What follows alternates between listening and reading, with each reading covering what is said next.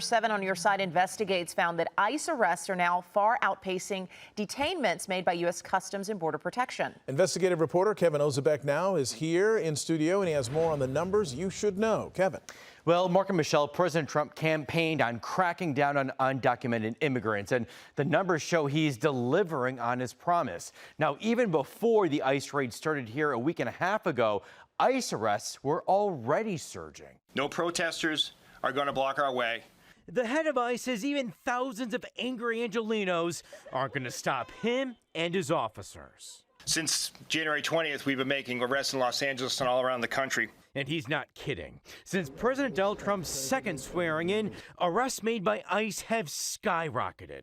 Last month, even before ICE activity surged in Southern California, the agency made 23,564 arrests across the country. In May of last year, they made just 8,451 arrests. But the number of immigrants placed in ICE custody was about the same for those 2 months. And that's because while arrests made by ICE have surged under Trump, arrests made by Customs and Border Protection have plummeted. With the long lines of migrants along the southern border now gone, the Department of Homeland Security is now focused on undocumented immigrants who crossed the border long ago. I'm getting calls of people that are terrified. Immigration attorney Meredith Brown says more than 40 of her clients this month received documents filed by a DHS attorney requesting a judge get them back in court.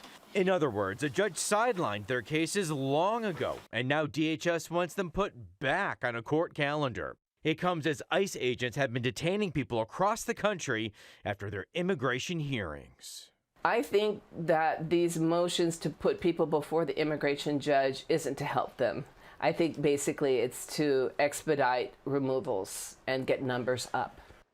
And we can see those numbers already are up. Now, while immigration attorneys are all deeply concerned about this, DHS says it is restoring law and order and making communities safer. Now, we did reach out to both ICE and the National ICE Officers Association, but Mark and Michelle, we never heard back from them today.